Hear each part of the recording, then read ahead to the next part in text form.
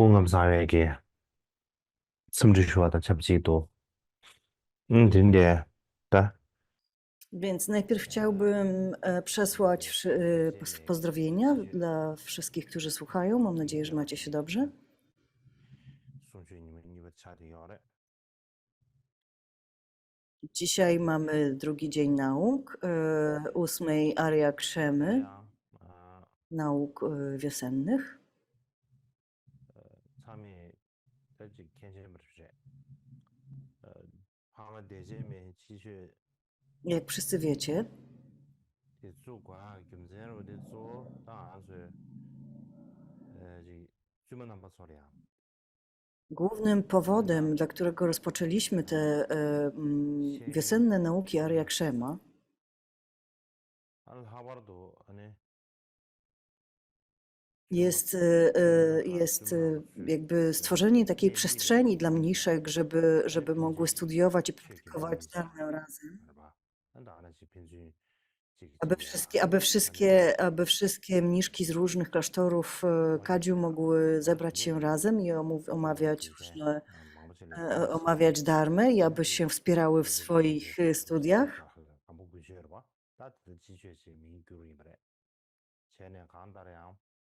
I z tego powodu również zaczęliśmy, z tego samego powodu zaczęliśmy zimowe nauki dla mnichów i potem wiosenne nauki dla mniszek.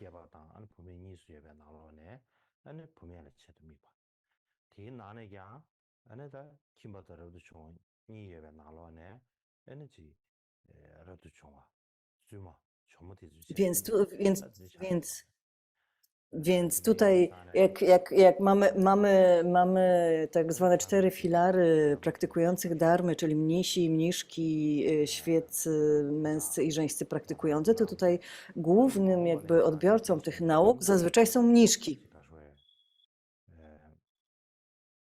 Włożyliśmy już wiele wysiłków w to, żeby organizować te spotkania i te nauki w przyszłości.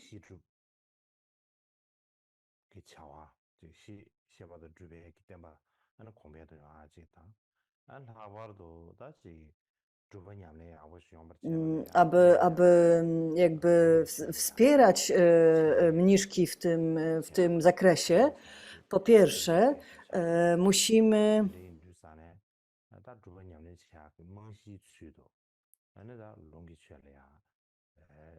jakby ważne jest, aby mniszki angażowały się w słuchanie i przemyśliwanie, nie tylko w praktykę dharmy, ale przede wszystkim w kontemplowanie dharmy.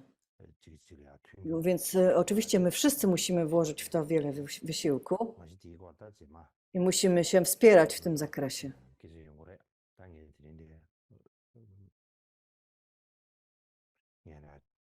Później więcej o tym powiem.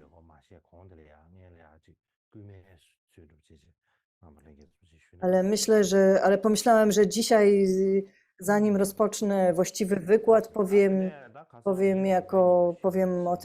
wspomnę o tym jako na zachętę. Więc jak wspomniałem podczas poprzedniego wykładu, 50 strof o guru posiada kilka jakby źródeł. Są dwa sanskryckie manuskrypty, są tłumaczenia chińskie i tłumaczenia tybetańskie. To są jakby główne źródła tego tekstu dzisiaj. Więc teraz chciałbym opowiedzieć o tych sanskryckich manuskryptach, bo są dwa.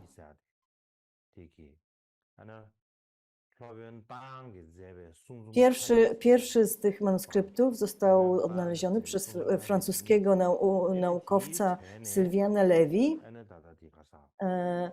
i jakby odnalazł go w takim zbiorze tekstów Ashwagoszy. Pośród tych tekstów było właśnie 50 strof o guru. Wszystkie teksty, które tam wtedy odnalazł, jakby opisane było że ich autorem był Ashwagosha. I w 1929 roku Sylwian Levy zedytował i opublikował ten tekst. Jest on jednak niepełny, czyli ma tylko 33 strofy. Od 33 strofy dalej już brakowało stron.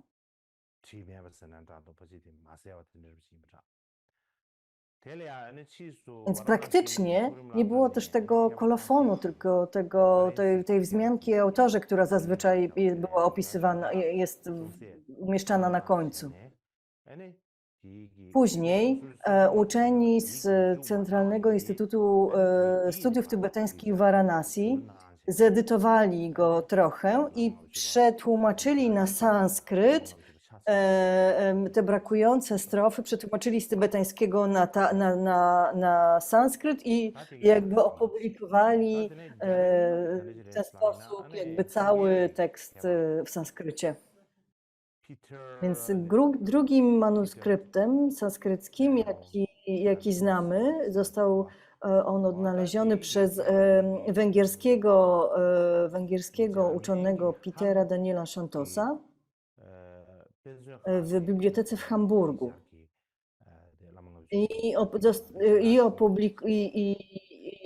Więc on odnalazł ten manuskrypt w tej bibliotece w Hamburgu i opublikował go w 2013 roku. Ale nie edytował, nie zmieniał w żaden sposób oryginału. Po prostu zrobił taką transkrypcję z sanskrytu na ten angielski na angielską transkrypcję sanskrycką i w ten sposób ten tekst opublikował. I oczywiście też jakby zdjęcia, skany tych oryginałów. Ten manuskrypt również jest niepełny i tutaj brakuje strof od 35 do 48.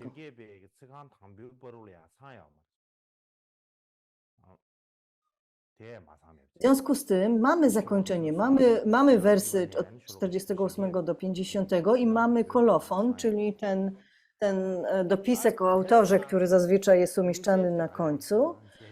I tutaj ten kolofon mówi, że autorem był Vipalidatta.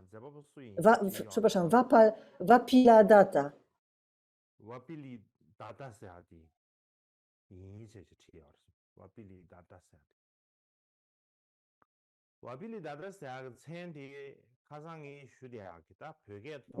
Moim zdaniem Vapiladatta brzmi dość blisko, dość podobnie do tybetańskiego imienia Babila.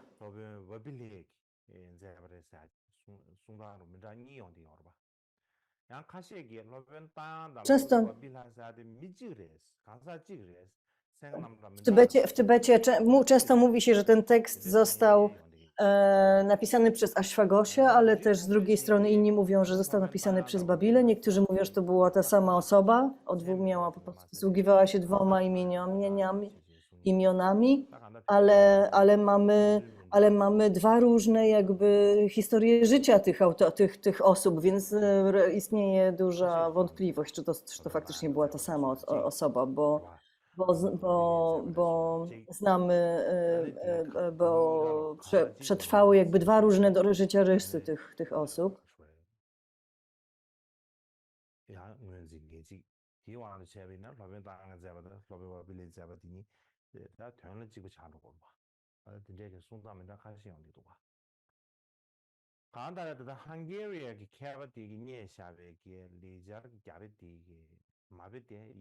Tak czy inaczej, ten manuskrypt odnaleziony przez węgierskiego uczonego ma dużo błędów takich ortograficznych. ale ten uczony węgierski nie poprawiał tych błędów, po prostu spisał cały tekst dokładnie tak, jak on brzmiał. Więc mamy dwa manuskrypty sanskryckie i one różnią się pomiędzy sobą.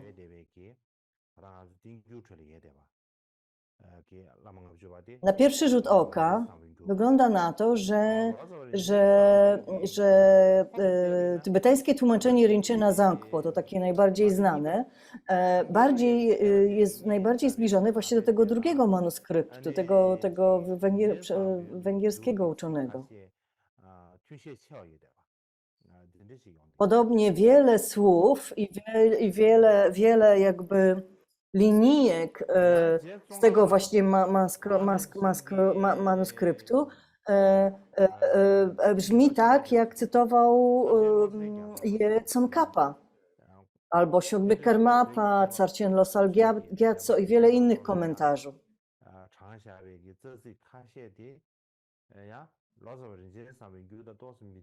W tych komentarzach oczywiście cytowany jest rdzenny tekst, tak?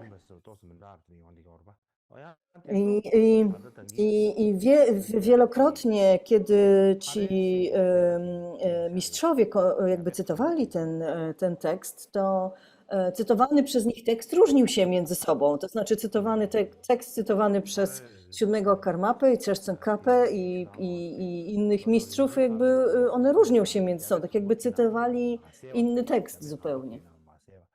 To jest sporo różnic.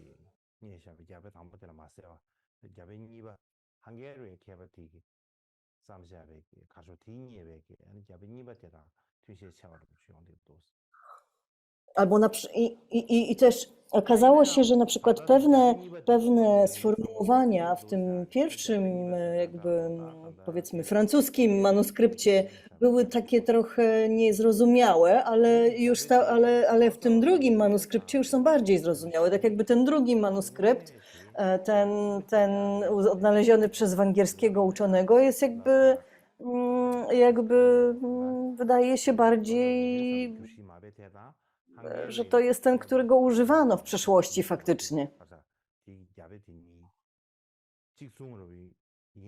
Wygląda na to, że właśnie o niego, właśnie ten manuskrypt tłumaczył Rinpoche Zangpo na tybetański. Czy może potrzeba jest trochę więcej jakby badań jakby na ten temat, żeby sprawdzić, czym i jak te teksty się między sobą różniły i dlaczego?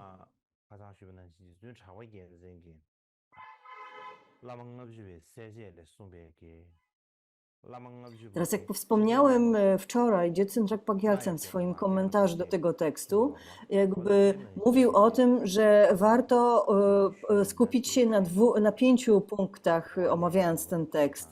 Kto go napisał, na jakich tantrach się oparł, powód, dla którego go napisał, czas, w którym powinno się go nauczać i właściwe nauki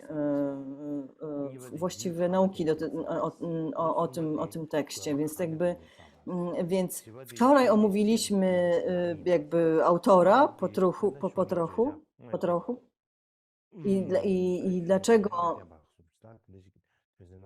wczoraj mówiliśmy trochę o autorze, dzisiaj również mówiliśmy trochę o autorze.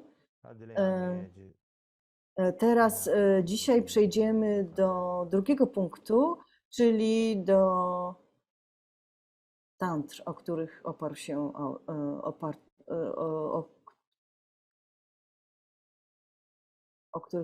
na których się opiera się.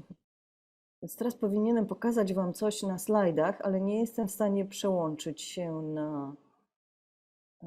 w komputerze na te slajdy, żeby Wam je pokazać.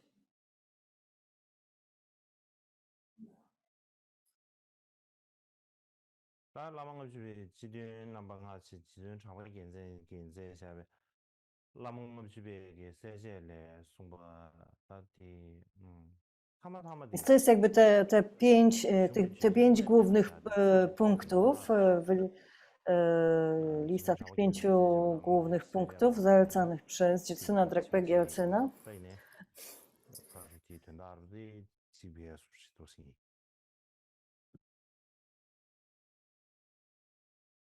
다 드린데야 가장 Piąty punkt tutaj napisali, tutaj mamy, że właściwy jakby komentarz do tekstu, a to tak Dziecyndrak Pagielcen nie omówił tego, ale tak my zrobimy. Więc teraz przechodzimy do tego drugiego punktu, czyli do tantry, na których opiera się tekst. Też autor tekstu się oparł. I Dziecyndrak Pagielsen sam napisał w swoim komentarzu, że tantry, o których opiera się ten tekst,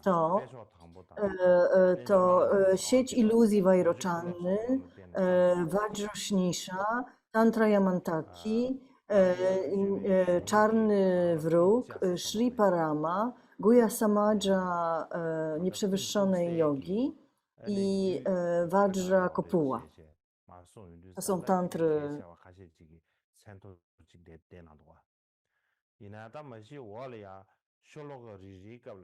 Więc to są tantry,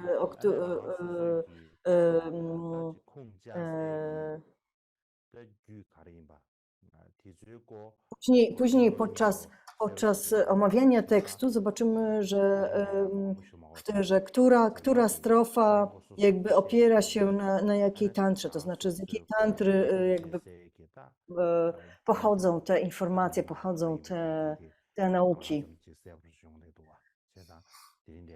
Więc kiedy będziemy omawiać tekst, to będziemy jakby dokładnie o tym mówić. Dzisiaj to jest tylko taka, pokazuje tylko jakby listę tych tantr.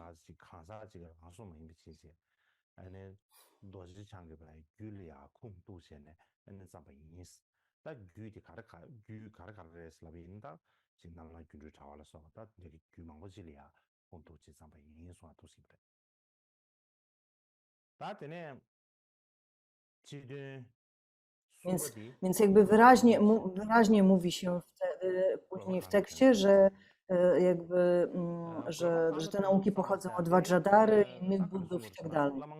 Więc później trzecim punktem jest powód, dla którego został ten tekst napisany.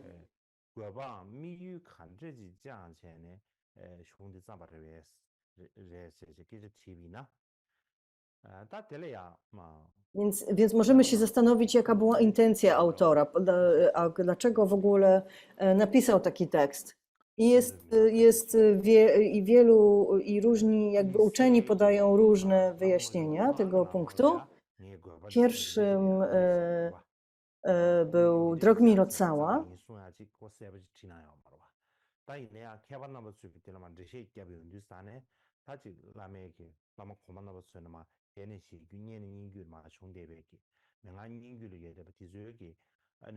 Jakby sam tekst, sam rdzenny tekst nie opisuje tego, jakby dlaczego ten tekst został napisany.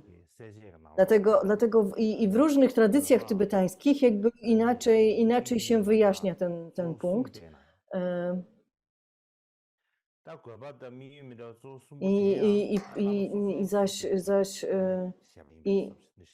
I są jakby trzy główne wyjaśnienia, trzy różne jakby główne cele, jakby przytaczane przez uczonych tybetańskich. Autorem pierwszego jest Drogmi Cała, który napisał, ponieważ źródłem wszystkich siddhi jest guru. Ten tekst został napisany po to, aby nauczyć się szacunku dla guru i aby nauczyć się, jak sprawiać mu radość.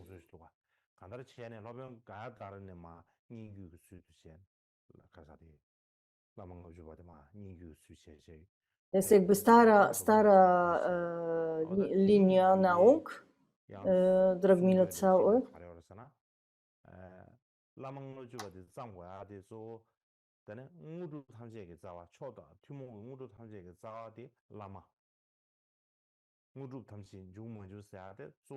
Więc jakby według niego Chodzi o to, żeby nauczyć się sprawiać radość guru i tak, aby otrzymać od niego wszystkie CD.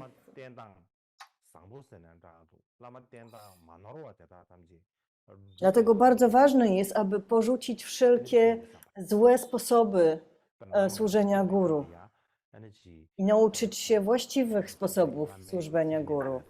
I po to właśnie ten tekst 50 strof o góry został napisany.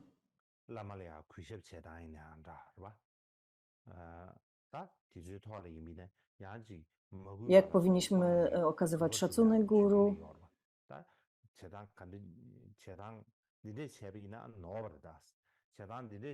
Jak porzucić to, co jest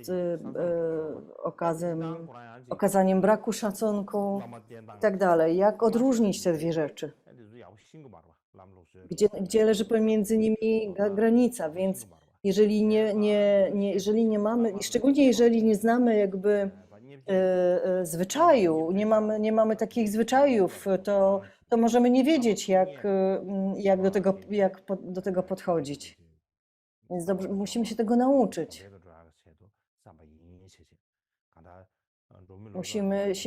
Musimy wiedzieć, które myśli, które słowa i czyny sprawiają guru radość. Więc tutaj tak się o tym mówi w tradycji Drabinocały. Drugie wyjaśnienie pochodzi od mistrza Ananga Vajry, który mówi, że ten tekst został napisany po to, aby uczniowie mieli wszystko, czego potrzebują do praktyki.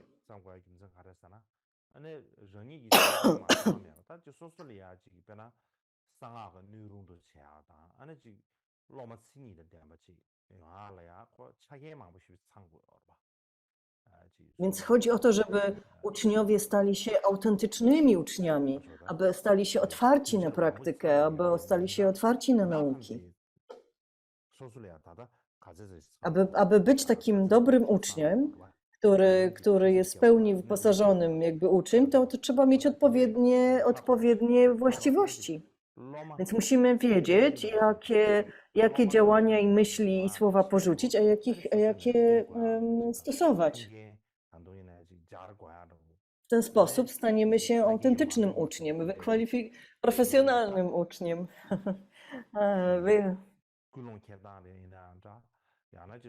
Właściwie uposażonym uczniem. Bo będziemy mieli odpowiednią motywację, będziemy działać właściwie, będziemy praktykować właściwie.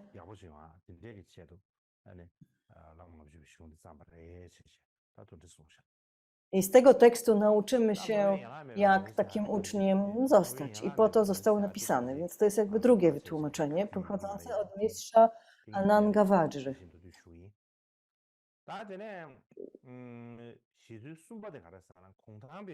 Więc to jest mistrz mało znany, później o nim jeszcze wspomnę. Trzecie wyjaśnienie pochodzi od Gunkampy. Najprawdopodobniej to był Guntak Mało Lotcała.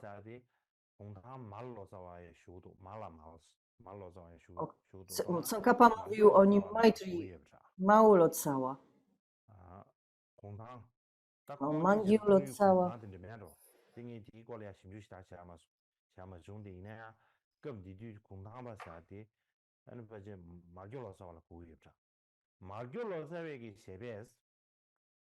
Więc najprawdopodobniej, to jest moje jakby wytłumaczenie, że ten Guntakpa to był najprawdopodobniej ten Mangyur Lotcała.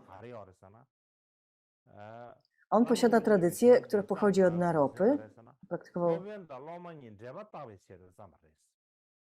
I według tej tradycji Naropa wyjaśnił, że 50 strof o guru zostało napisanych po to, aby zbadać więź łączącą mistrza z uczniem.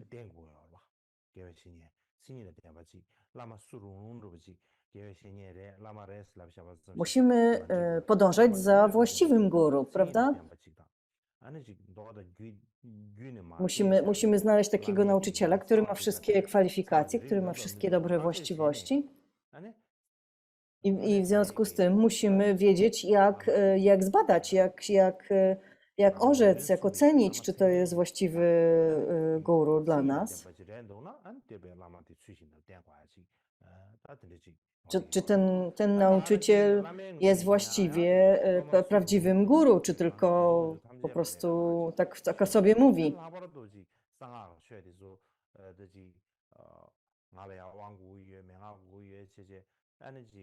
W szczególności, kiedy guru ma nauczyć nas tajemnej mantry, vajrayany, kiedy czasami uczniowie przychodzą i mówią do guru i mówią, potrzebujemy, chciałbym mieć tą inicjację, chciałbym mieć te wyjaśnienia do praktyki, proszę daj mi je. Nauczyciel musi być w stanie ocenić, czy faktycznie uczeń jest właściwym uczniem Mahayany, czy właściwym uczniem Vajrayany, czy faktycznie potrzebuje tego rodzaju przekazu, czy nie.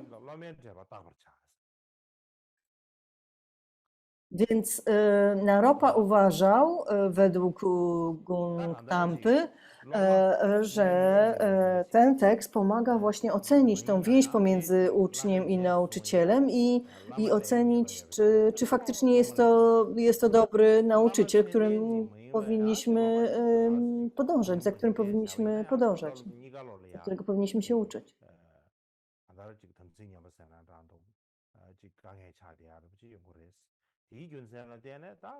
Jeżeli nie ma właściwej więzi pomiędzy uczniem i nauczycielem, to zarówno uczeń, jak i nauczyciel, istnieje ryzyko, że zarówno guru, uczeń, jak i guru złamią samaja. Oczywiście dobrze jest wiedzieć,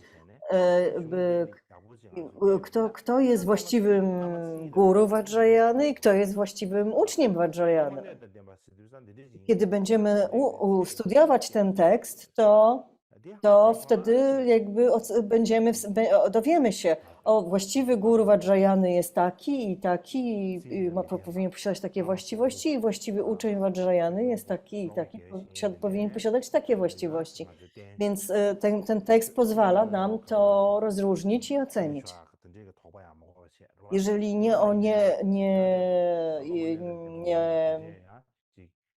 nie osądzimy właściwie, nie zbadamy właściwie nauczyciela, od którego będziemy otrzymywać nauki Vajrayany, to być może trafimy na jakiegoś szarlatana, na kogoś, kto będzie chciał nas wykorzystać, na kogoś, kto nie zasługuje na miano guru.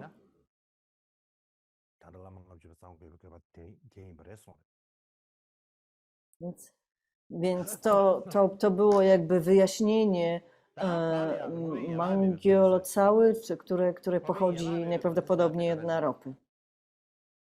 Teraz czwarte wyjaśnienie pochodzi od mistrza Ananga Vajry, który był mistrzem indyjskim. Wspomniałem o nim wcześniej.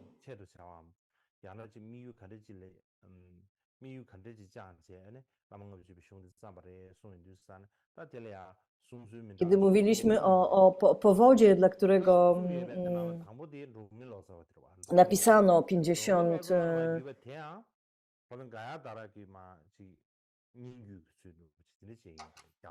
Więc to pierwsze wyjaśnienie, o którym wspominałem, czyli Drogmi Locały, ono właściwie pochodzi od Ananga Vajry, właśnie od tego mistrza.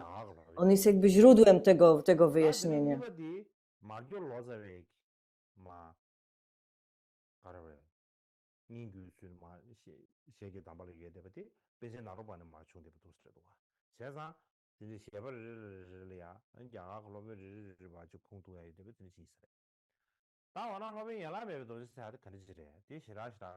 W zasadzie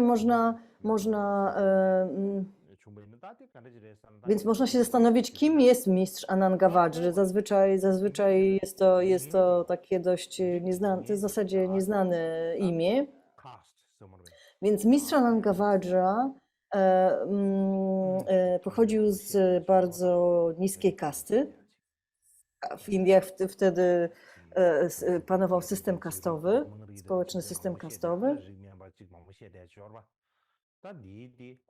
czyli najwyżsi byli bramini, potem władcy i tak dalej, a on należał do tak zwanych pozakastowców, outcastów, czyli należał w zasadzie do najniższej kasty, ale praktykował vajrayany.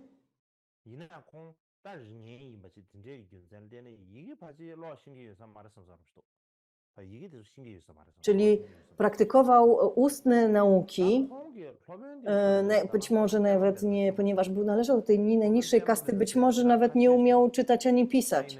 I jego nauczycielem był mistrz Padmavajra.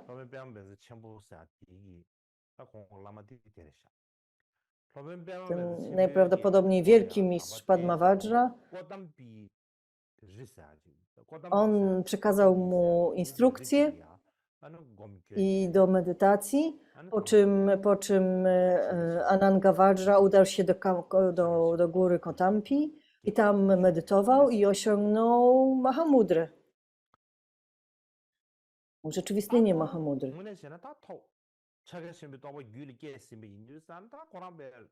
Potem spytał swojego mistrza, ponieważ on osiągnął takie urzeczywistnienie, to miał dużą kontrolę nad swoim umysłem, ciałem i tak dalej.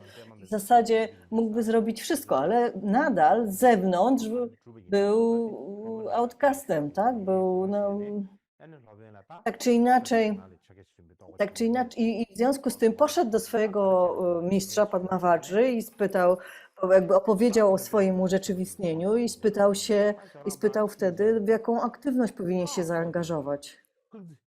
Na co Padmavajra powiedział mu, powinieneś znaleźć pasterkę świń. Tam jest taka kobieta, pasterka świń, powinieneś się z nią ożenić i pracować jako pasterz świń. I w ten sposób, praktykując tą swoją partnerką, powoli osiągniesz staniesz się Vajrasattwą, osiągniesz stan Vajradhary.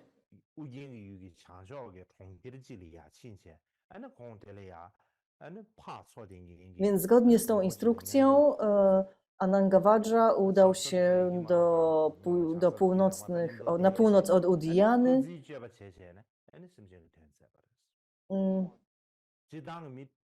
I tam przynosił pożytek istotom. W zasadzie nie jestem pewien, czy on się faktycznie ożenił z tą pasterką. Po prostu żyli razem najprawdopodobniej. Tam nie było żadnego oficjalnego ślubu. Tam znaleźli się ludzie, z którymi miał związek, którym przekazywał abhiszeki, których nauczał, których doprowadził do dojrzałości i do urzeczywistnienia. I potem był nazywany mistrzem Sri Piksty, czy też Sri Świniarz.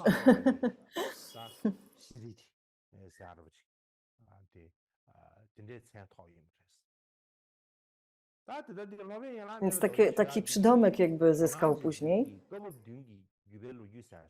Ten mistrz Ananga Vajra jest w zasadzie wymieniany w historii linii kilku przekazów Jonang oraz w kilku przekazach złotego różańca Karma Kamdzang. Kiedy do tych praktyk związanych z tumo, z karmamudrą, z świetlistością, kiedy spojrzymy na praktyki właśnie tego rodzaju praktyki, to wtedy jego imię się w linii przekazu pojawia.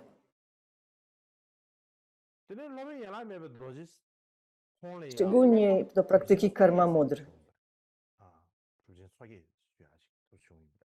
Ten mistrz Ananga Vajry miał ucznia, który się nazywał Mahasiddha urodzony z jeziora. Jest też bardzo ważny uczeń, bardzo ważny lama mistrz. ngab jubi shung de Tak czy inaczej, to jest tylko zeba boki shung zeba bege ane gaba da mi yu kande ji taka wzmianka o nim. karshwe jang che ne ane zamba re che che ke che lina ante le ya anda jidang Więc ge omówiliśmy, che ju san da mm, ji kiru omówiliśmy jakby motywację, czy też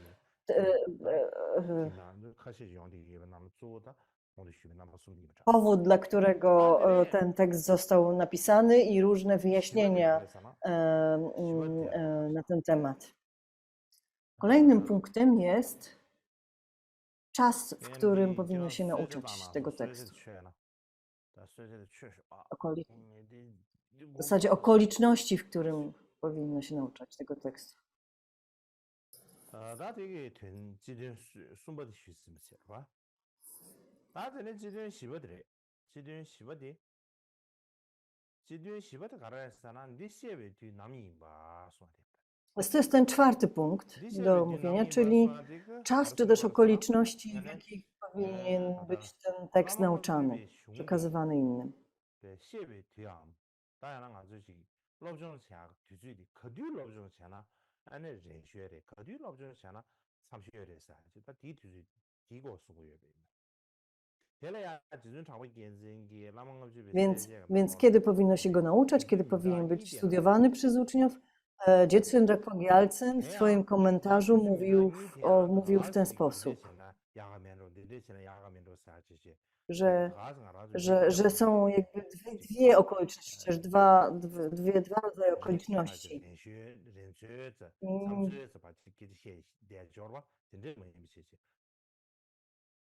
러머드 주진 고만남 얘기 담발래야 간디 어르슬라비나 제 루미 셰베스 루미 로사웨게 셰발라 가려서나 więc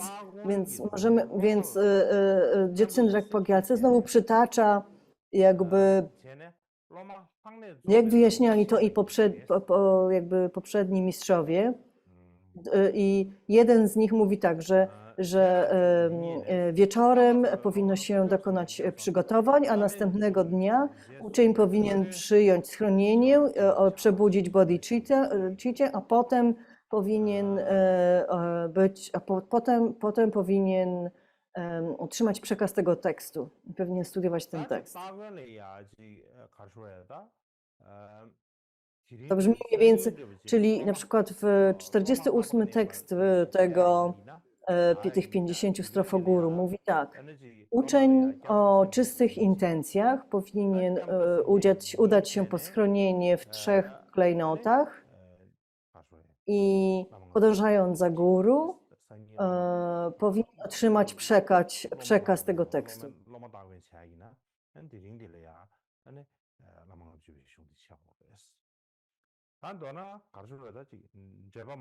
Jeżeli ktoś został zaakceptowany przez mistrza jako jego uczeń, to mistrz powinien wtedy przekazać mu ten tekst, nauczyć go tego tekstu, przekazać mu nauki o tym tekście.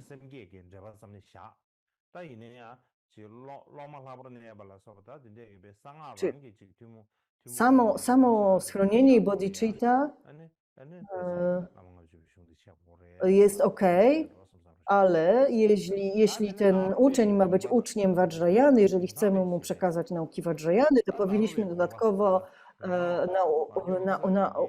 nauczać go o tym tekście, o relacji ucznia z guru.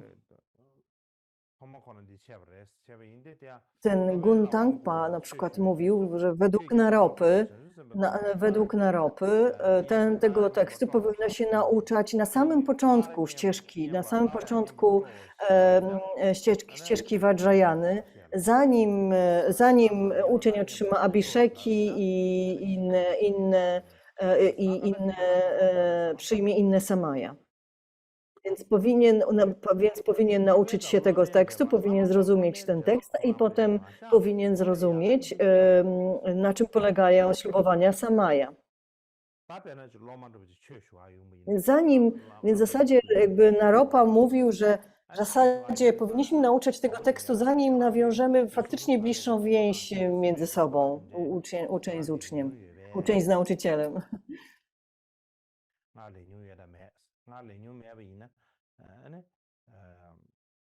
Więc powinniśmy, nauczyciel powinien wiedzieć, czy uczeń przyjął już ślubowania bodhisattwy, czy chce przyjąć ślubowania bodhisattwy, czy mógłby przyjąć więcej ślubowań, czy jest na to gotowy, aby przyjąć więcej ślubowań, aby wziąć na sobie większe, dalsze zobowiązania, takie jak Samaya.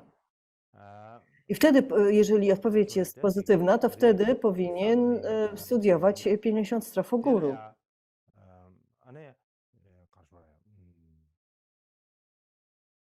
Jeżeli ktoś jest zupełnie świeży, nowy i nie przyjął jeszcze żadnych ślubowań,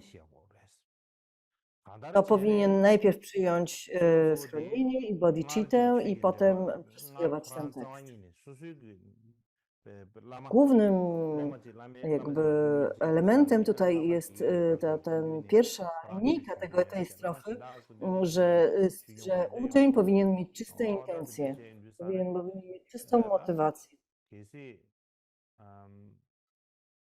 Istnieje taka możliwość, że ten ktoś już otrzymał jakieś nauki dharma od innego mistrza.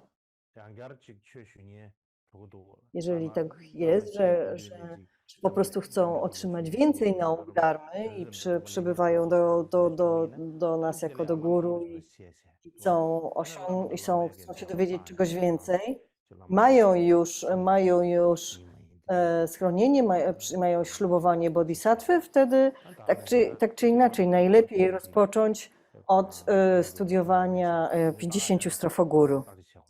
Tak, aby przeegzaminować, sprawdzić jakby dharmiczny, jakby duchowy związek pomiędzy uczniem i nauczycielem. Więc więc jakby Naropa uważał, że tego tekstu powinno się nauczać, zanim nauczyciel i uczeń stworzą faktyczną dharmiczną więź.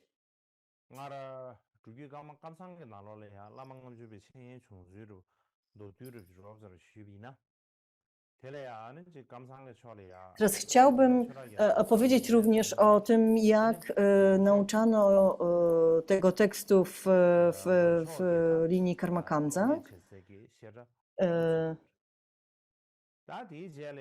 Więc za czasów 7 Karmapy Chidraka Gyatso w Karmakadziu było bardzo wiele siedr. Również za czasów 8, 9 i 10 Karmapy. Zakładano bardzo dużo siedr, było bardzo dużo klasztorów kadziu, więcej niż teraz i było wiele siedr, w których studiowano teksty. Były takie klasztorne uniwersytety, w których studiowano zarówno sutry, jak i tantry. Nauczali w nich wielcy uczeni. 9 Karmapa napisał jakby takie statuty dla tych siedr, czyli jakby taki zbiór reguł, według których powinien się ten taki klasztorny uniwersytet jakby kierować. I w tym statucie napisanym przez 9 Karmapy właśnie Karmapa napisał, że powinno się najpierw studiować 50 strof o guru, a potem dopiero otrzymywać abhiszeki od właściwego guru. Również powinno się studiować sposoby, czym są samaya, jak je utrzymywać, i studiować tekst, który się nazywa Ocean Samaya oraz inne teksty na ten temat.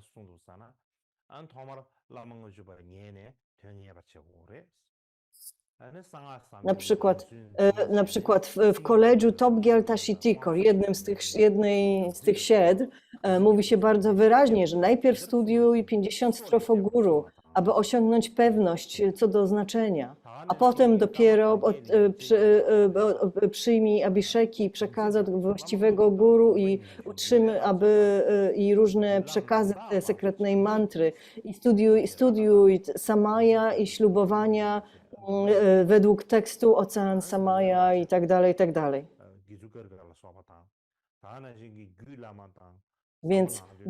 Więc 50 strof o guru i Ocean Samaya to jakby były takie dwa podstawowe teksty, które zalecano studiować na samym początku ścieżki Vajrayany. Więc to są tylko przykłady.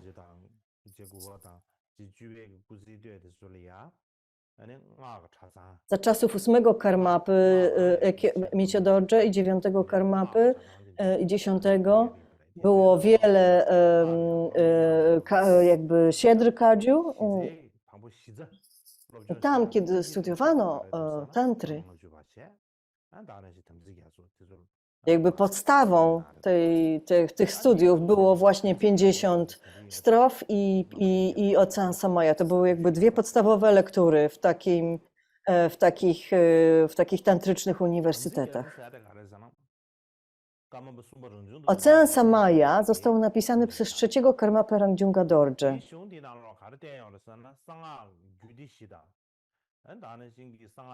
I naucza on jest jakby taką kompilacją różnych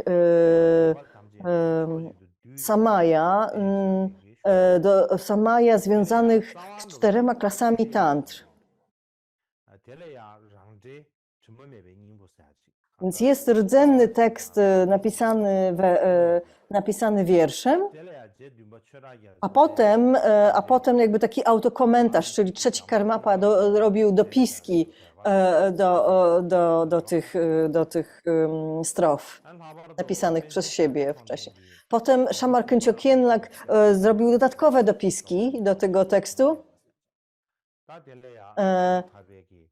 I potem powstał taki znany tekst Mahapandity Shakyachyokdena o 3 rodzajów ślubowań, o ślubowaniach Pratimoksha, Bodhisattwy i Samaya, i jakby objaśniał, Mahapandita Shakyachyokden jakby objaśniał te 3 rodzaje ślubowań i właśnie bardzo opierał się o tekście trzeciego Karmapy Rangjunga Dorje. Czyli jakby są dwie tradycje wyjaśniania Samaya i wyjaśniania głównych naruszeń Samaya, kiedy łamiemy Samaya. Są jakby dwie tradycje wyjaśnień na ten temat. Jedna pochodzi właśnie od tego Manjushri Kirti, od wielkiego komentarza Manjushri Kirti, a drugim jest właśnie Ocean Samaya trzeciego Karmapy Rangjunga Dorje.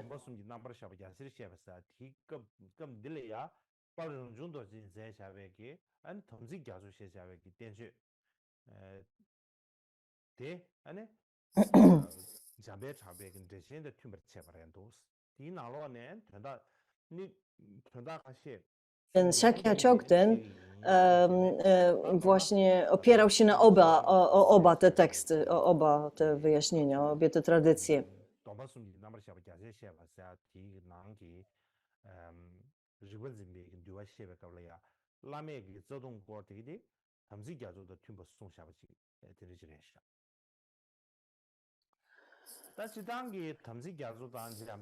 Ale ta część jego komentarza poświęcona Vajrayanie Samaya głównie opiera się o tekst Rangjunga Dorje.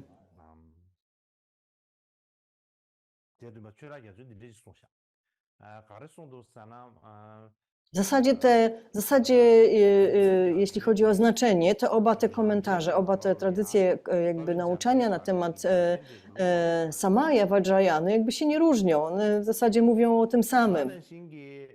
7 Karmapa mówił, że że trzeci Karmapa Rangjunga Dorje cytował bardzo wiele ustępów z komentarza Manjushri Kirti. Więc kiedy przyjrzymy się temu tekstowi dokładnie, to widzimy, że w zasadzie że kluczowe punkty, kluczowe wyjaśnienia Manjushri Kirti są jakby powtórzone przez Rangjunga Dorje. Moglibyśmy mówić o tym długo, o szczegółach i różnicach pomiędzy tymi tekstami, ale nie ma na to czasu. Tak czy inaczej, w Karma Kamdzang mistrzowie przeszłości bardzo często studiowali Ocean Samaya, że był to bardzo ważny tekst.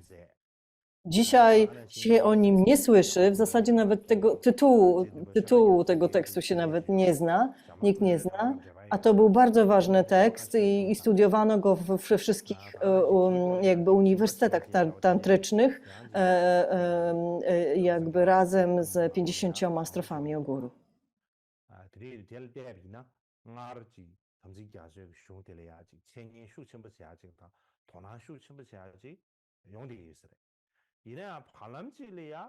I jakby w przeszłości jakby była taka długa tradycja studiowania tych dwóch tekstów.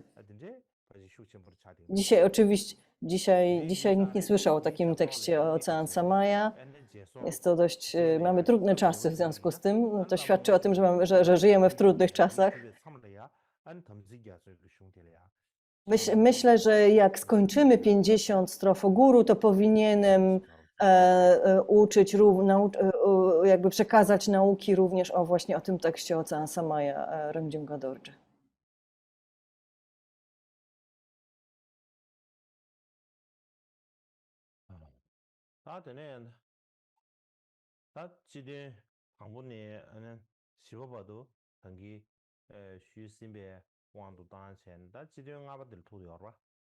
Więc przeszliśmy przez 4 główne punkty, teraz przeszliśmy do 5. punktu, czyli do omówienia właściwego omówienia tekstu, czyli do omówienia 50 strof. Wcześniej mówiliśmy o pewnych kwestiach związanych z tekstem, a teraz przechodzimy do omawiania tekstu. Więc ten tekst jakby składa się, można podzielić na wiele różnych jakby tematów, czy też sekcji. Jak mówiłem, jest wiele różnych komentarzy do tego tekstu i one różnie dzielą ten tekst na sekcje.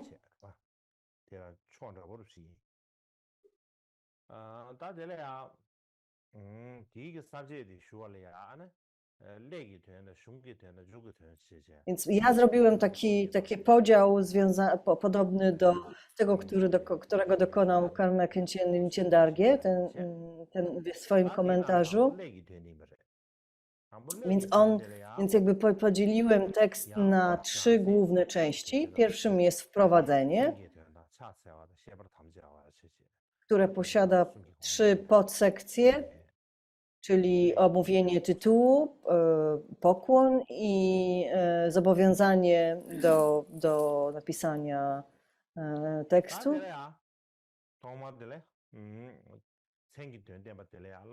Następnym, pierwszym, czyli omówienie tytułu,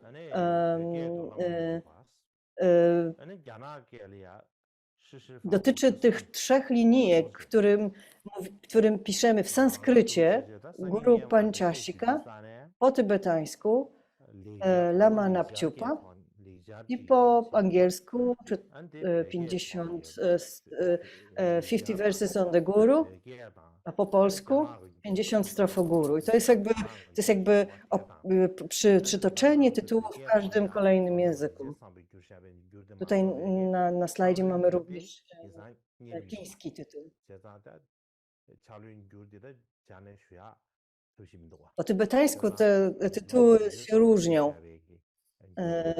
Niektóre tytuły, w zależności od tłumacza, te tytuły się mogą różnić. Tak czy inaczej w sanskrycie mamy Guru Panchashika. Mamy 2, jak powiedziałem, mamy 2 sanskryckie manuskrypty.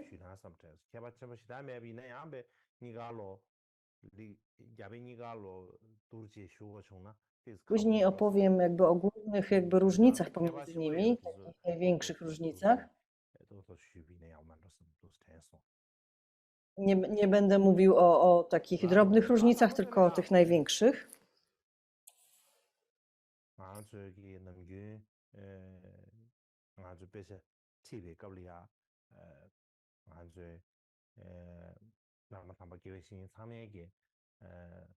Więc ogólnie nauczając jakimś tekście, jakiegoś tekstu,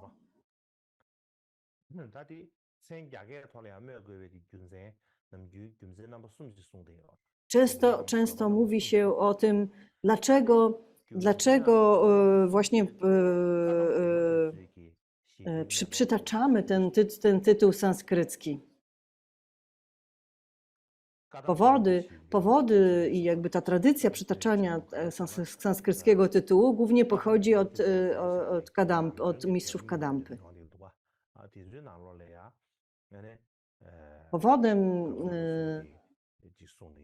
Powodem jest to,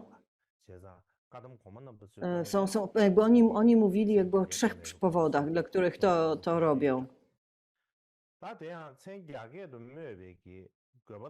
I bardzo często właśnie mistrzowie Kadampy również rozpoczynając nauki o jakimś tekście, jakby przypominali, dlaczego przytaczamy ten sanskrycki tytuł. Po pierwsze, pierwszym powodem jest jakby świadomość i wdzięczność za to, skąd ten tekst pochodzi. Drugim jest,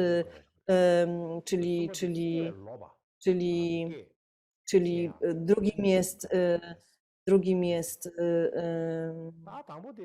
jakby przypomnienie o tym, że to źródło jest szlachetne, że tekst pochodzi ze szlachetnego źródła, a trzecim powodem jest nauka sanskrytu, nauka języka.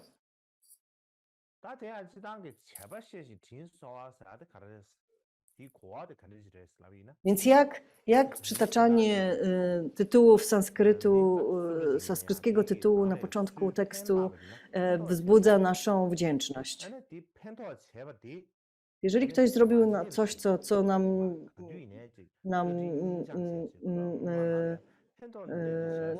nas wspiera, co nam pomogło, to powinniśmy o tym pamiętać, powinniśmy być wdzięczni, nawet jeżeli to była jakaś drobna rzecz.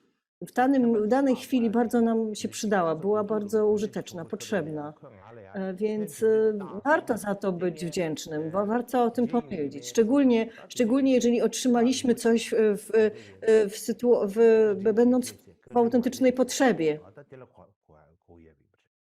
Jeżeli tak się stało, to pamiętamy o tym bardzo długo.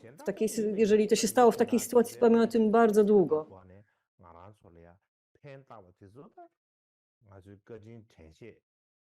Jeżeli ktoś nam pomaga, to potem jesteśmy wdzięczni za tą życzliwość, za tą pomoc.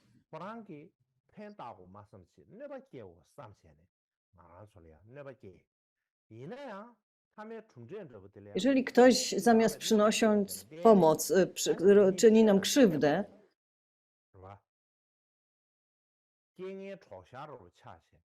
ale mimo tej krzywdy, znaczy chodzi o to, że jeżeli ktoś tak naprawdę miał złą motywację, chciał nas skrzywdzić, ale rezultatem było to, że spotkaliśmy Dharmę i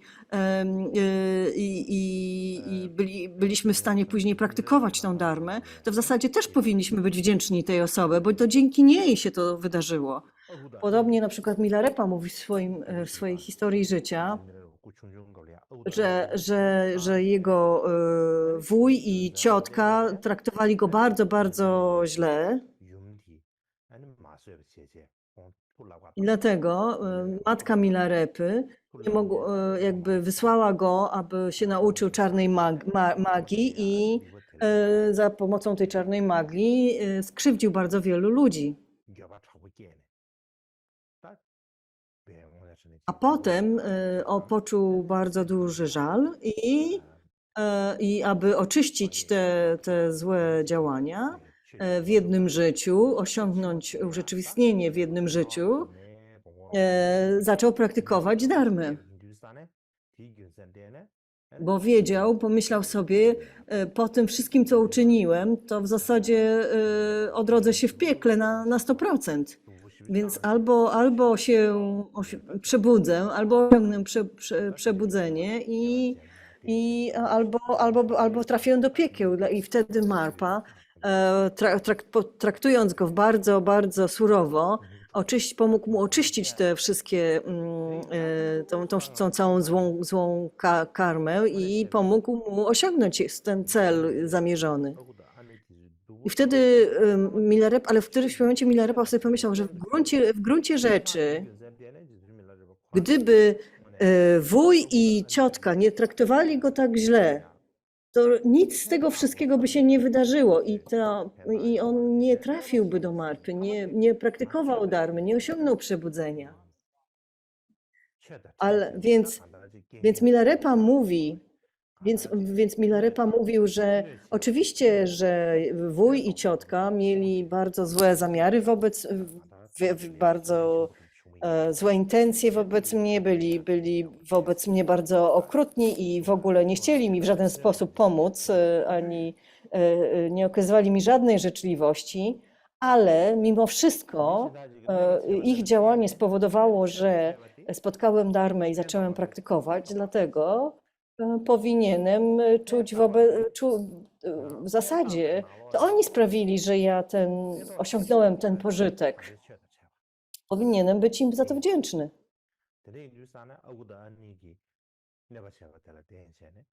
Najlepszym pożytkiem, najlepszą rzeczą, jaką ktoś może dać drugiej, jest wprowadzić tą osobę na ścieżkę dharmy. I Milarepa rozpoznał, jakby był świadom tego, że właśnie wuj i ciotka pomogli mu wejść na ścieżkę dharmy i że oni się do tego najbardziej przyczynili i dlatego wobec nich powinien czuć największą wdzięczność. Podobnie w Tybecie Tybetańczycy żyli w całkowitej ciemnocie. Dopiero dzięki mistrzom Indii i dzięki swoim 3 wielkim królom sprowadzono dharmę z Indii i wtedy dopiero Tybetańczycy zaczęli rozróżniać dobro od zła, zaczęli przyjmować jakieś reguły moralne i za to są bardzo wdzięczni Indiom. Dlatego przez długi czas ktokolwiek przybył do Tybetu z Indii, wszystko jedno, czy to był jakiś acharya, mistrz, czy po prostu jakaś zwykła osoba, po prostu zwykły mieszkaniec Indii, to traktowano go bardzo z wielkim poważaniem. Każdego traktowano jak mistrza, do każdego się zwracano jak acharya, mistrzu. Jest nawet taka historia na ten temat, że kiedyś w Kamie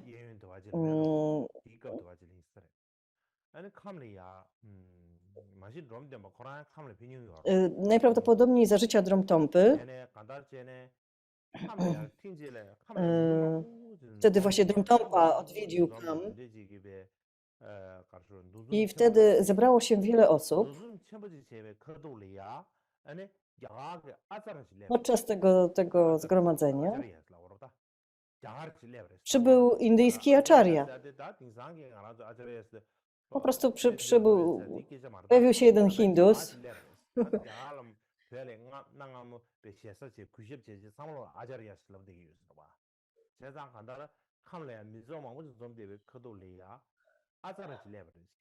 W przeszłości, bo w zasadzie w tamtych czasach każdego Hindusa nazywano acharyą. Każdego przybysza z Indii nazywano acharyą. W zasadzie nie wiemy, czy to był autentyczny acharya, czy po prostu Tybetańczycy go tak nazywali.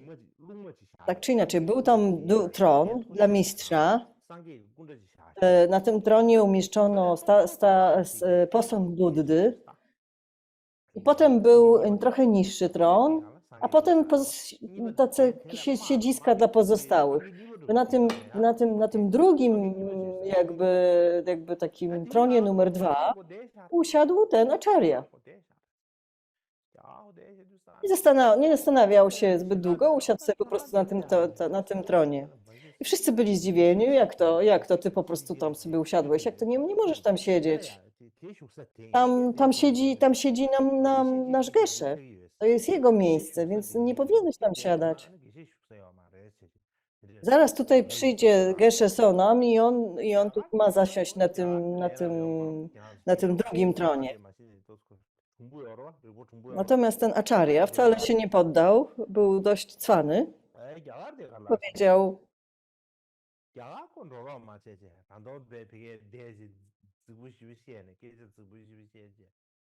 a on wcale się nie poddał, siedział cały czas na tym niższym tronie. I powiedział, kiedy czytacie teksty Dharmy, to mówicie na początku w sanskrycie to i to. Jeżeli będziecie czytać teraz jakiś tekst i zaczniecie od tego w sanskrycie to i to i to znaczy, że ja tutaj mogę siedzieć, znaczy, że to jest moje miejsce i nie zamierzam z niego schodzić. Natomiast jeżeli faktycznie macie jakiś tutaj, będziecie praktykowali jakiś tekst, który nie ma sanskryckiego oryginału, to ja sobie zejdę z tego stronu wtedy. Natomiast jeżeli praktykujecie tekst, który pochodzi z Indii, to znaczy, że to jest moje miejsce. Oczywiście w tych czasach praktycznie nie było tekstów, które były oryginalnie, pochodziły z Tybetu. Długo zajęło to Tybetańczykom, aż zaczęli pisać swoje własne teksty, tak? Więc wszystkie były tłumaczone z sanskrytku.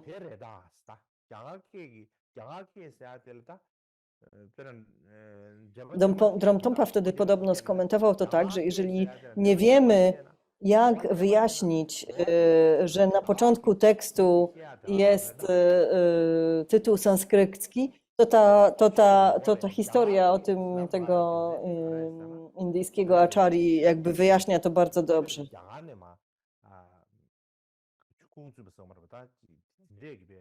Bo ten sanskrycki tytuł na początku tekstu jakby pokazuje szlachetne źródło tego tekstu. I robimy to również po to, aby wyrazić wdzięczność Indiom za tworzenie tych tekstów.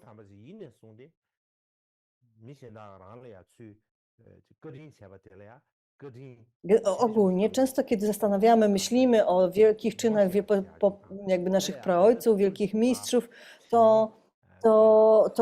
i rozpoznajemy ich wielkość, to też czujemy jakby wdzięczność za to, czego dokonali, prawda?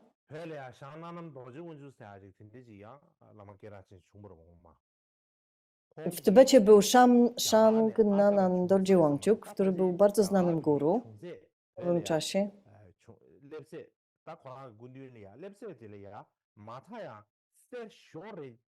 I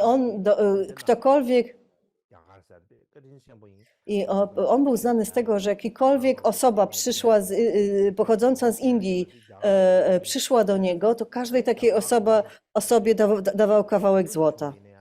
Tylko za to, że pochodzą z Indii, że ta osoba pochodziła z Indii. I on wyjaśniał, że taką wdzięczność powinniśmy czuć za to, co Indie dla nas zrobiły, że w zasadzie każda osoba, która stamtąd pochodzi, powinna coś od nas w zamian dostać.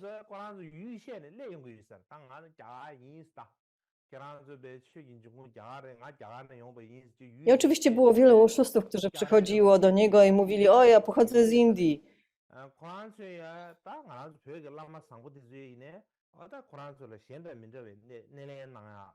No jakby wykorzystywali tę sytuację. Więc bardzo... Ale z drugiej strony Tybetańczycy mówili, że fakt, że w taki specjalny sposób witano ludzi pochodzących z Indii, świadczyło o tym, że nikt w Tybecie nie zapominał o tym, skąd Dharma przybyła do Tybetu, skąd ona pochodzi.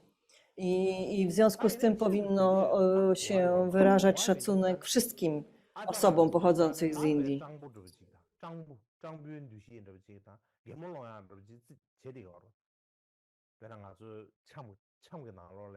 Ostatecznie tak wielu było tych oszustów, którzy przychodzili i mówili, że są z Indii po to, żeby coś dostać, jakiś kawałek, jakieś jedzenie albo złoto, albo cokolwiek, to potem Acharya mówiono na wszystkich żebraków. Na przykład u mnie w mojej wiosce wykonywano tańce lamów I tam pojawiali się tacy klauni, tak? Tacy żebracy, tacy, którzy rozśmieszali ludzi, jakby widownię, szczególnie w przerwach podczas dansu. I na nich mówiono właśnie Acarya. Tak podobnie w Butanie. Acarya to klaun po prostu.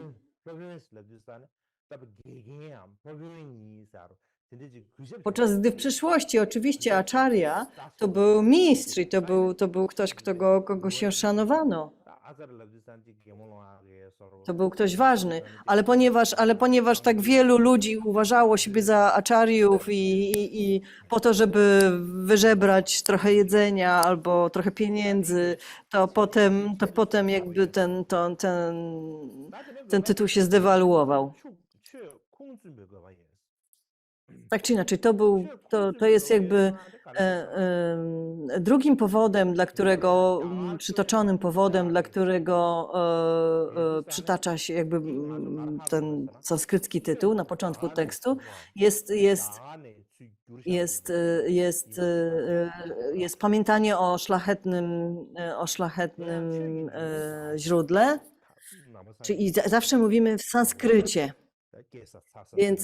Więc oczywiście, że źródłem tych wszystkich tekstów są Indie, tak? Indie jako miejsce.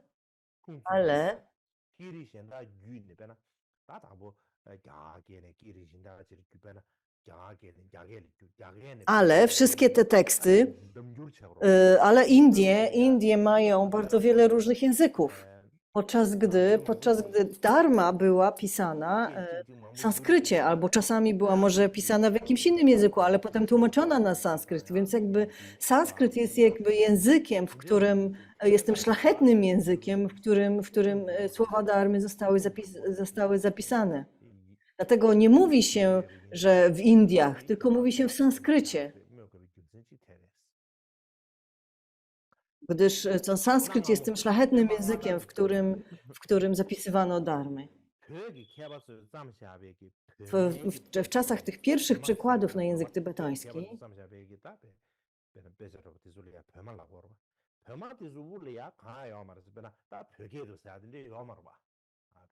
więc na początku nie było tych zmianek. W sanskrycie to i to, po tybetańsku to i to. Nie tworzono tego.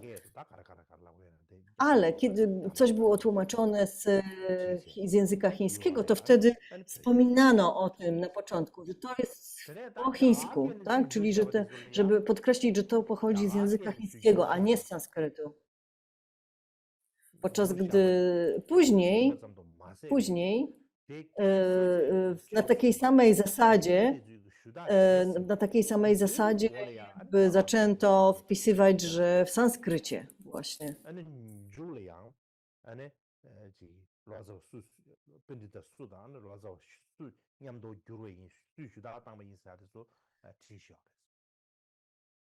Również w kolofonie pisano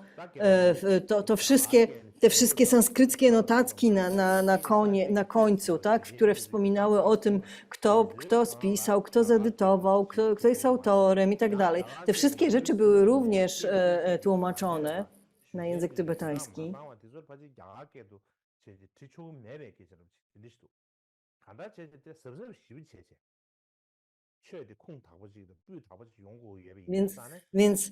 Więc jakby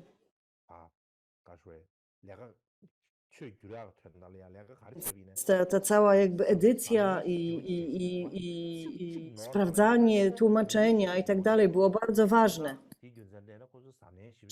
W Chinach to był bardzo długi proces.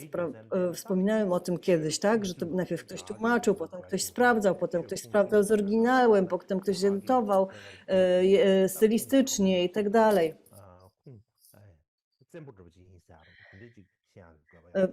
Więc później w Tybecie zaczęto to robić, jakby podkreślano właśnie to, że to jest z sanskrytu, że to jest faktycznie z właściwego źródła pochodzi to tłumaczenie.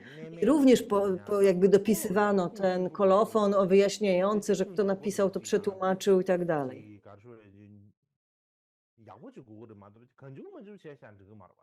라마 이네 저 공중부로 지나 승인의 내마로 지 대국으로 마도 지게 라마 레스에 담제 알야안 배 차스지 깁스 좋나 저거 말봐 아 다음에 신기에 딱 줘보세요 Potem no, kolejnym jakby przyczyną, dla którego się przytacza jak było nauka języka.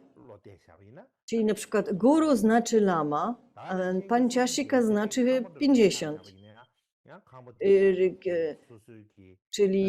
Czyli po to się tworzyło jakby te wszystkie, jakby przytaczało, żeby jakby widzieć, jak ten tytuł brzmiał w oryginalnym języku i móc go przetłumaczyć wprost.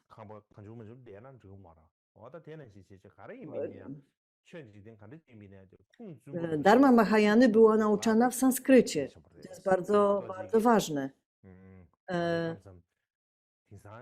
I to jest bardzo ważne, aby też jakby pamiętać o tym dobrym źródle dharmy.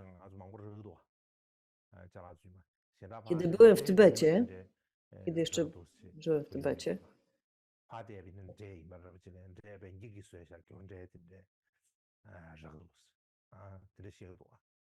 czasami ludzie dostawali taki plastikowy ryż.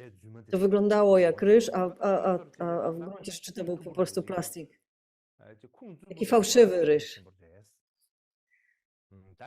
Zdarzało się takie sytuacje. Podobnie tutaj. To można dostać taki fałszywy tekst, prawda?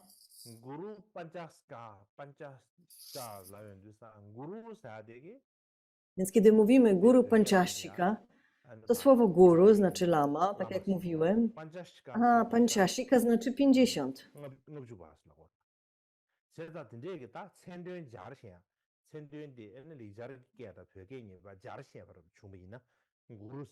Więc znając jakby sposób, w jaki łączy się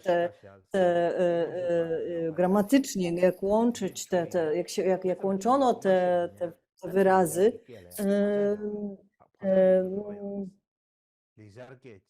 jakby tworzy pewien taki ślad w umyśle o tym, jak sanskryt brzmi, jak się łączy słowa w sanskrycie i tak dalej. To już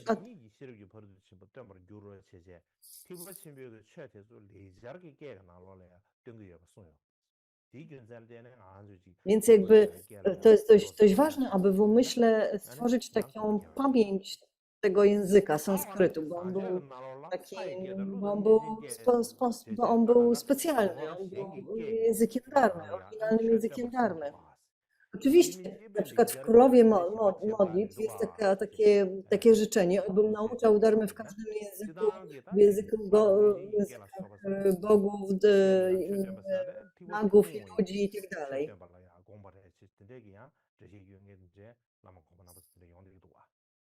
Ale podobno to dotyczy zwyczajnych pojazdów, tych niższych pojazdów, nie Mahajany, że Mahajanę podobno najlepiej nauczać w sanskrycie.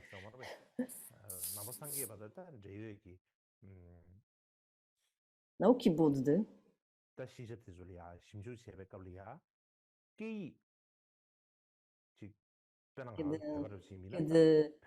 kiedy studiujemy dharmę, to dobrze jest znać kilka języków, nie tylko tybetański. Jeżeli chcemy faktycznie wejść głęboko w ten temat, to powinniśmy znać sanskryt, pali, chiński i tybetański.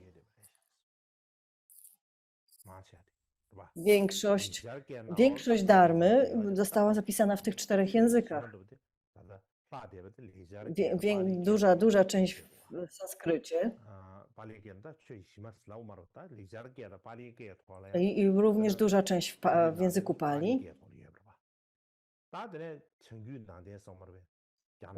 Więc z historycznego punktu widzenia dobrze jest znać te dwa języki, żeby znać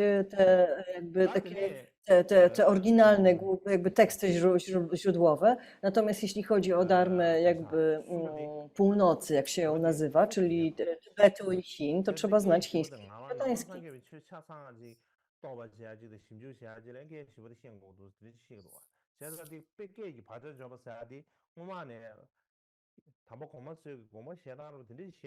Więc jeżeli chcemy dobrze znać Dharmę, dobrze rozumieć, w zasadzie powinniśmy rozumieć, znać te cztery języki. Był taki uczeń Potoły, że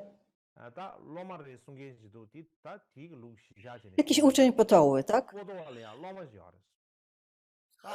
Który powiedział do Potole, czy niedobrze by było odrodzić się w Indiach?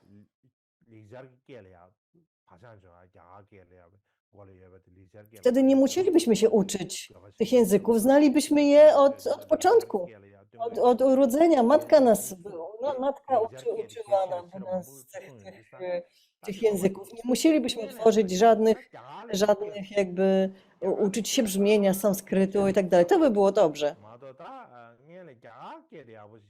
Więc najlepiej byłoby się po prostu odrodzić w Indiach.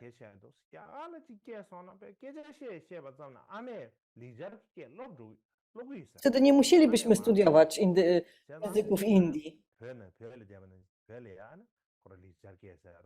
Na co Potoła odpowiedział, ale to, czego by się w ten sposób uczył, to jest taki język mówiony. To jeszcze nie jest sanskryt, to nie jest język Dharmy. Nawet jeżeli urodziłbyś się w Indiach i uczyłbyś się tego mówionego języka, to i tak musiałbyś studiować sanskryt, żeby móc zrozumieć język Dharmy. To nie jest prawdziwy sanskryt. Ludzie nie mówią takim sanskrytem na co dzień. Nawet oni muszą studiować sanskryt.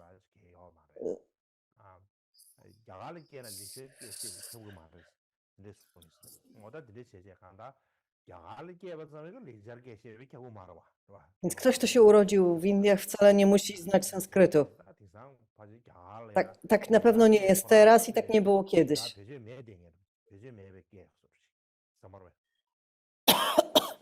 Dzisiaj już ludzie w Indiach zapominają o sanskrycie.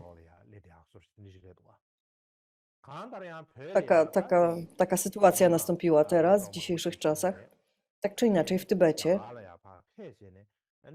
było wielu wielkich tłumaczy, którzy udali się do Indii i tam studiowali sanskryt. Niektórzy studiowali sanskryt w Tybecie, oczywiście tak było można. Na przykład Kulocała najpierw nauczył się sanskrytu właśnie w Tybecie. I zaczął od tego, że studiował tybetańskie tytuły i potem tybetańskie tytuły na początku tekstów. Czyli na przykład Guru Panchashika, czyli Guru to jest lama, Panchashika to jest Noktupa. I w ten sposób uczył się podstawowych słówek sanskrytu, właśnie z tych tytułów.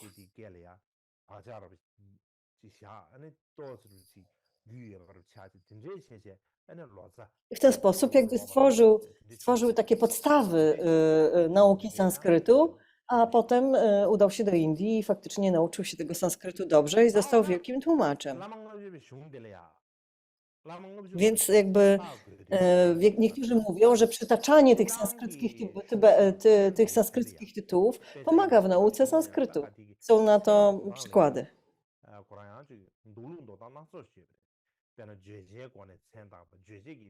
Teraz dlaczego taki tytuł akurat, 50 strof o guru?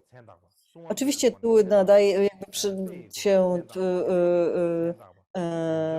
utworom w różny sposób. Czasami podkreśla się temat, czasami miejsce, w którym ten tekst powstał, czasami podkreśla się osobę, która ten tekst napisała, czasami długość tego tekstu.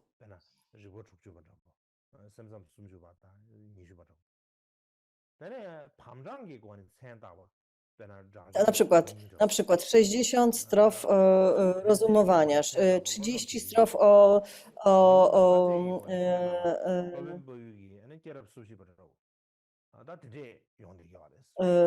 albo 20 strof o tym, albo 7 strof, 7 punktów treningu umysłu i tak dalej, i tak dalej. Więc tutaj jakby przyjęto tą zasadę, ponieważ tekst ma 50 strof, to jest 50 strof o guru. Można też jakby podejść do tego inaczej, na przykład w języku chińskim, chiński przekład tego tekstu przetłumaczony przez Ravi Kirti, jakby przetłumaczył ten tytuł inaczej na język chiński, czyli przetłumaczył go tak, że on znaczy 50 sposobów służenia guru. On tak przetłumaczył ten tytuł. Więc można właśnie przetłumaczyć ten tytuł ze względu na długość tekstu i na temat. W zasadzie chiński przekład podaje i długość tekstu, i temat za jednym razem, czyli 50 sposób służenia guru.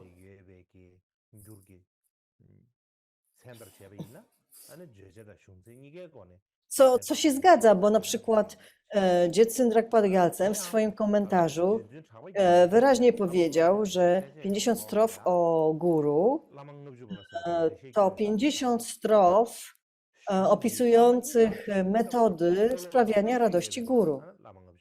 W zasadzie chiński tytuł oddaje to, co Jetsun Dragpa Gyaltsen powiedział.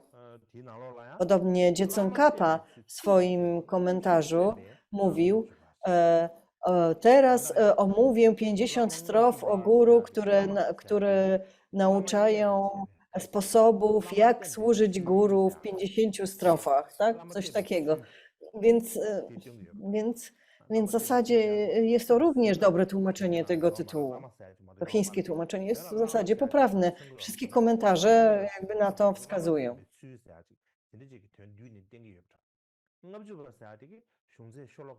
Czyli jest to, można powiedzieć też, że to jest 50 sposobów podążania za guru. Można powiedzieć służenia, można powiedzieć przynoszenia radości, można powiedzieć podążania za guru. Czyli 50 sposobów podążania za guru.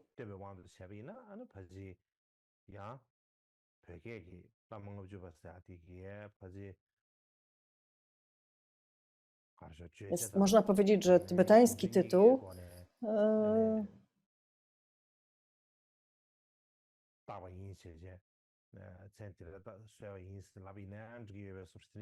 jest jakby bardziej taki literalny, tak? Czyli,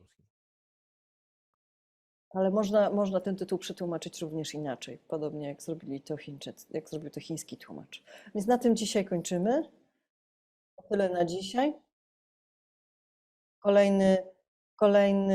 Kolejny wykład będzie 9 lutego.